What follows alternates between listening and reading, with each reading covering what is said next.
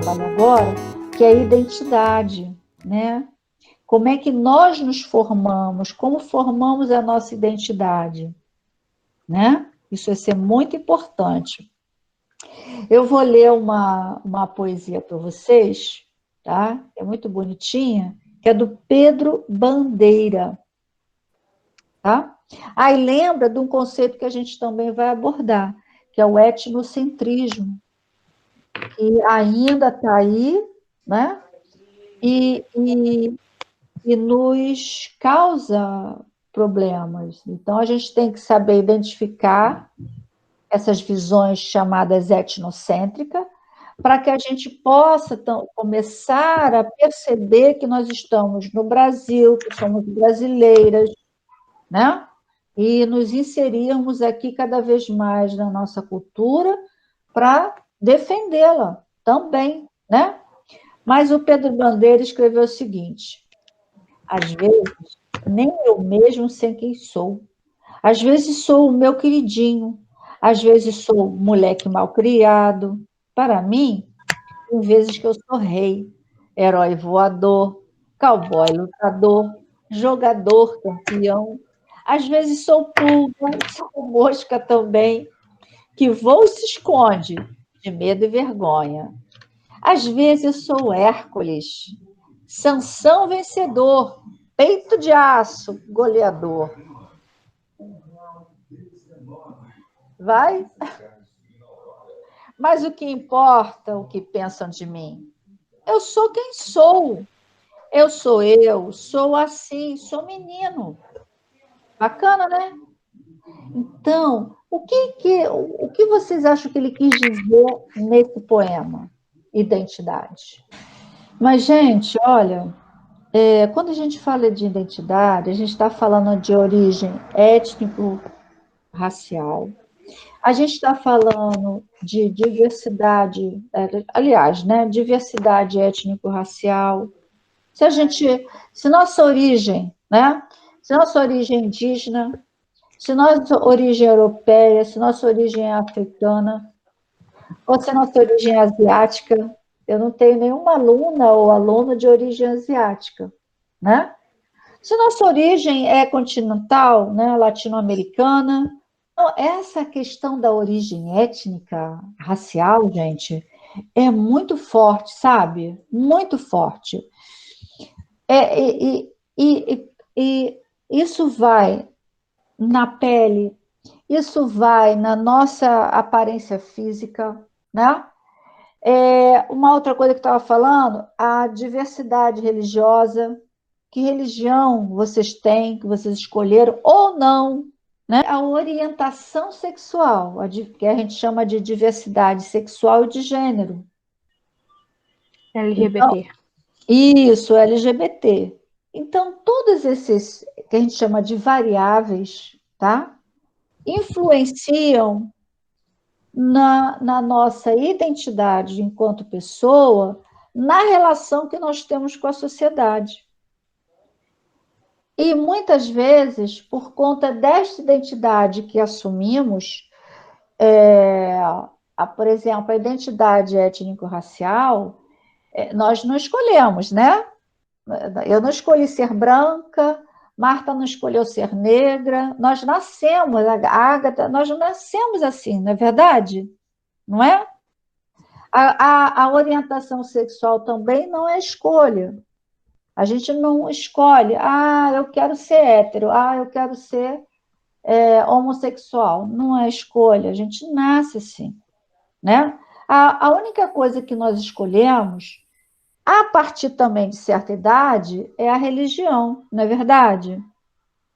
E é muito importante essa liberdade de escolha religiosa, né?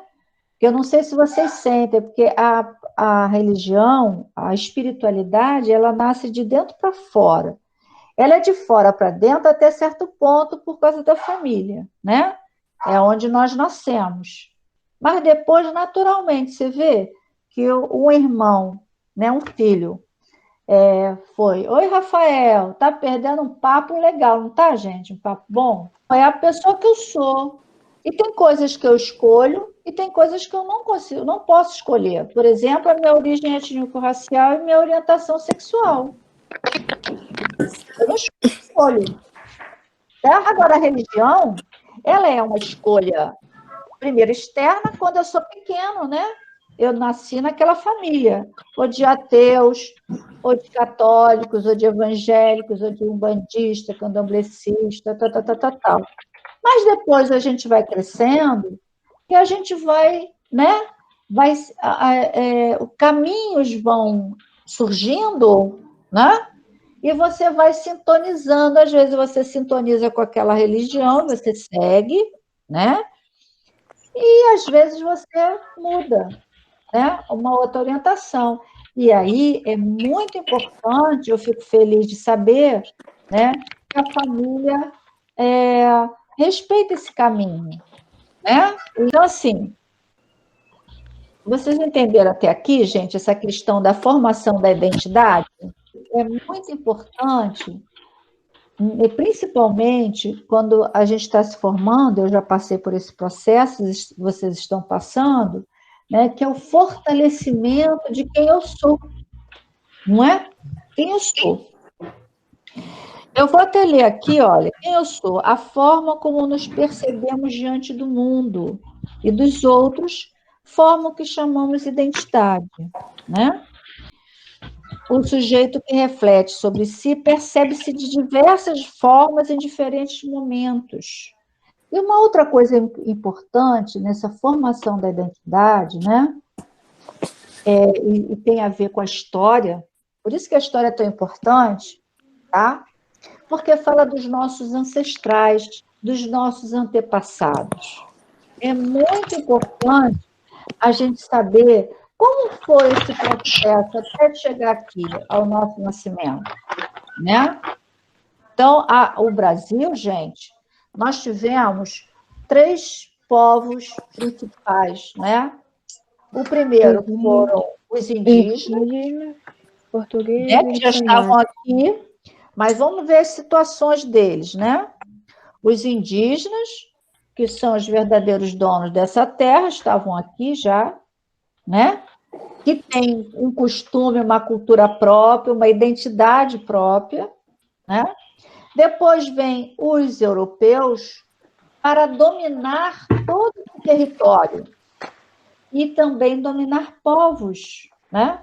Primeiro os indígenas e depois eles invadem a África para dominar os povos africanos, né?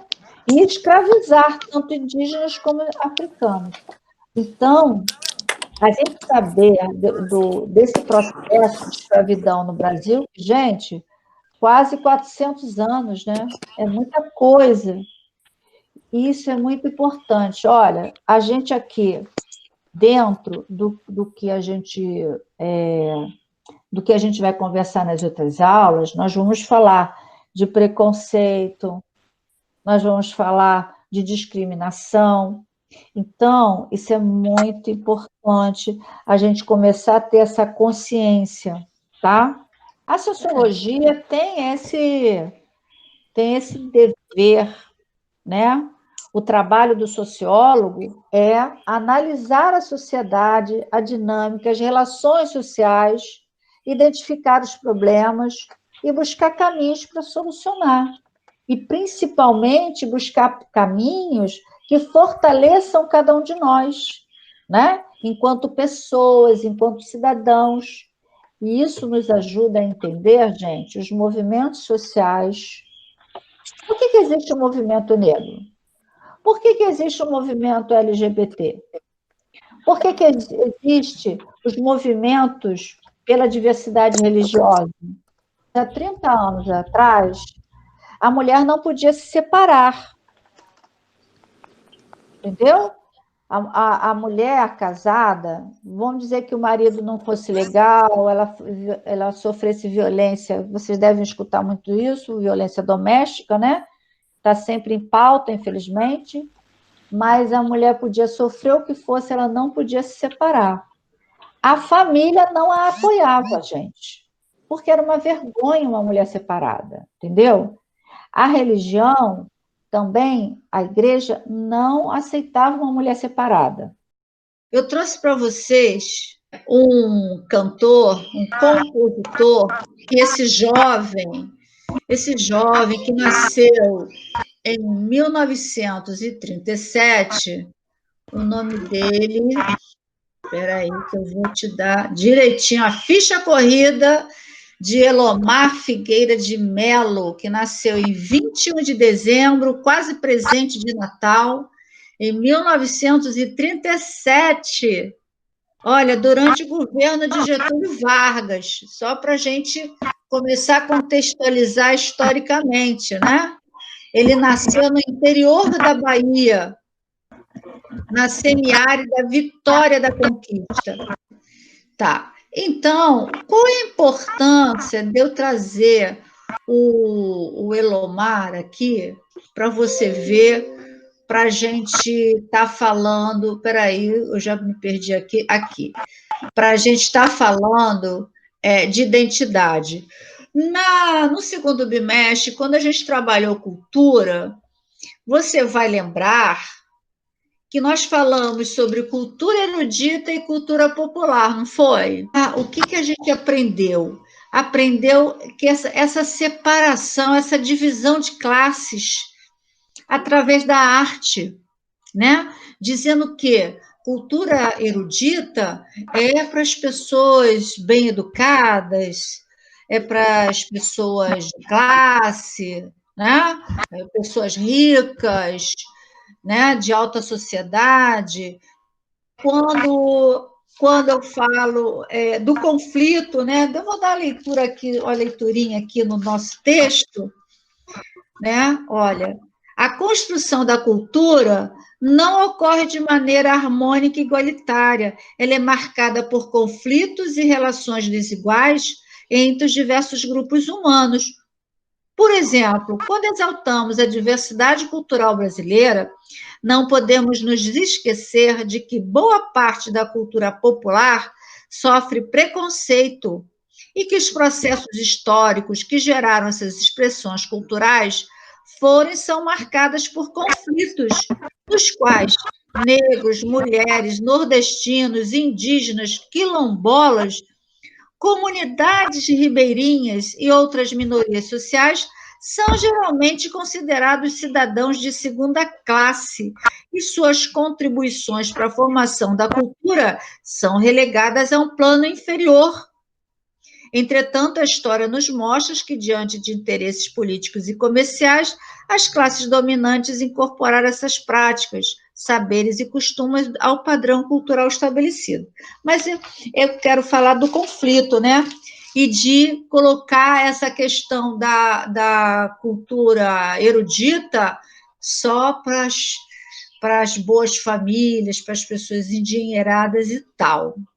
E o que Elomar nos oferece? O que Elomar nos traz? Olha, o Elomar, ele nasceu lá no interior da Bahia, né? Lá no sertãozão, né? E ele cresceu com aqueles costumes do interior, né? Do sertão e tal, mas ele foi estudar, ele se tornou, sabe o quê? Sabe qual é a profissão dele? Não, a primeira profissão? Arquiteto. A arquitetura é uma profissão de elite, assim como a engenharia, como a medicina. Mas sabe o que aconteceu? A identidade que a gente vai chamar aqui, ó, identidade sertaneja ou identidade caipira, que também você talvez vá lembrar do Antônio Cândido. O Antônio Cândido, que é o filminho que eu passei, se der tempo a gente dá uma passadinha no Antônio Cândido, só para relembrar, em que ele fala do vocabulário, né, do caipira, que, na verdade, é um vocabulário do português arcaico. Por que o caipira ele ficou com esse vocabulário aí que a gente da cidade dizia que era errado, dizia enquanto não sabia, né? Porque o caipira ele ficou lá no interior, fechado. a linguagem, né, o vocabulário dele não sofreu grandes modificações, por isso que acabou ficando da maneira que nos chegou, né? Quando a forma do caipira falar, agora não vou lembrar, né? Mas nos chegou assim como se fosse uma forma errada, e na verdade é o português arcaico. Olha como é legal a gente estudar, né? Ele volta para o sertão e ali ele desenvolve uma arte. Então, olha o gênero que ele vai trazer para a música sertaneja. Esse gênero ele surge na Renascença, música renascentista, e que não existiu, esse período não existiu no Brasil, porque o Brasil só tem 500 anos, né? O Brasil é da Idade Moderna. Nós não tivemos aqui Antiguidade Clássica, nem Idade Média, né? Porque aqui, antes dos europeus invadirem, nós tínhamos os índios, com a sua cultura, né? Sim. A Idade Média, a Antiguidade, é Europa, né? Mas Elomar, que teve essa formação erudita e também a formação sertaneja, ele vai unir esses dois mundos. Agora, vamos ver se você reconhece esse estilo renascentista na música sertaneja de Elomar, na música Campo Branco. O Elomar, nessa música, ele fala da condição do sertanejo, das condições climáticas, né, da seca, da falta de chuva, né, do sofrimento do sertanejo. Só que ele fala de uma forma mais lúdica. O estilo de música do Gonzagão, ele é bem sertanejo, tá? Ele foi criado aqui dentro do Brasil e ele não tem essa influência erudita que o Elomar traz. Mas o tema, por exemplo, a roupa que o Elomar usa, o chapéu do nordestino é simbólico, é representativo de toda essa cultura nordestina, né? E nas letras das músicas, eles falam de uma coisa, de uma situação que até hoje está aí e nunca foi resolvida, que é a questão da água, né? As condições de vida do sertanejo são muito difíceis, muito difíceis. Mas o que é mais interessante para trazer aqui para a nossa aula é a identidade. Apesar de todas as condições difíceis, né? O sertanejo, ele cultua os seus costumes, os seus valores, o seu modo de vestir, né? A sua forma de olhar a sua realidade. Então, tudo isso forma a identidade do sertanejo, né? O seu vocabulário, como disse o Antônio Cândido, né? Então, assim, é importante a gente ter esses exemplos, né? Trazer para a gente esses exemplos, porque se você pegar, por exemplo, eu trazer para você o rock, né? O rock brasileiro, bandas, Chorão. Então, se você pegar o funk, mesmo o funk que, vamos dizer assim, que caracteriza a juventude brasileira, né, de décadas para cá, o funk ele teve influência genuinamente americana, né? A origem do funk é nos Estados Unidos, entendeu? É nos Estados Unidos. O Luiz Gonzaga, né? Ele traz uma música mais genuinamente brasileira, como Corta-Jaca. Foi para vocês que eu mostrei, para você, eu mostrei o Corta-Jaca, que é um gênero machixe é um gênero genuíno do Brasil. Que, vamos dizer assim, se você quiser falar da identidade brasileira através da música, machixe, que surgiu em 1875, tá? Mas aí eu falei assim, professor, então, e Elomar?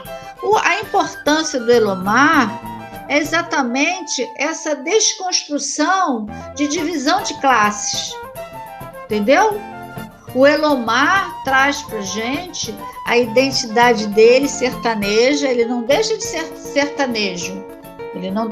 sertanejo, só que ele diz o seguinte, eu posso ser sertanejo e posso tanto unir o gênero da música sertaneja com a música erudita, sem problema algum, porque tudo é música.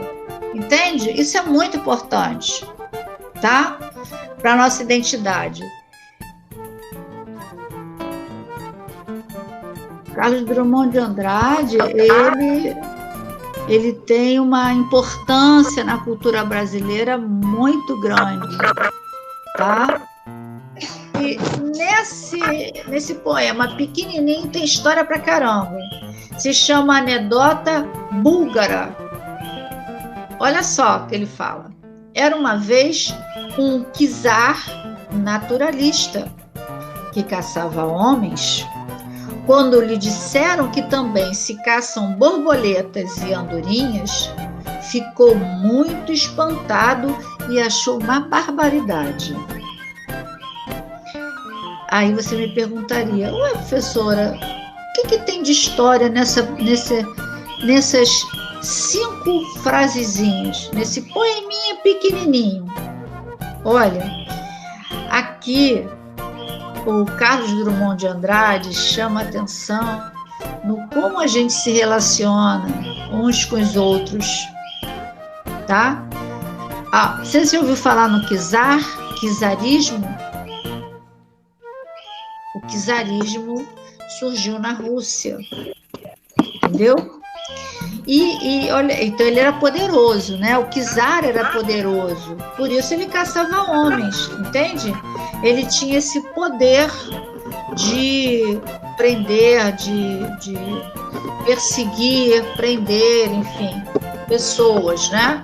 Mas ele era naturalista. Olha que coisa. Ele achava natural prender, caçar homens. Mas como ele era naturalista, ele achou um absurdo, uma barbaridade quem caçava borboleta e andorinha. Percebe o ponto de vista? Sim. Né? Como muda de pessoa para pessoa. O que para mim é natural, para você pode ser uma barbárie, pode ser uma coisa ruim, né?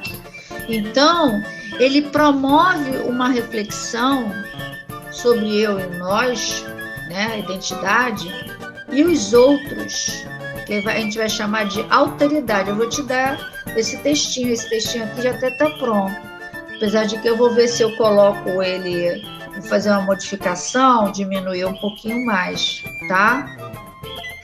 E aí a gente vai trabalhar dentro da identidade, né, através dessa poesia e tal, a gente vai trabalhar a questão da diversidade, né?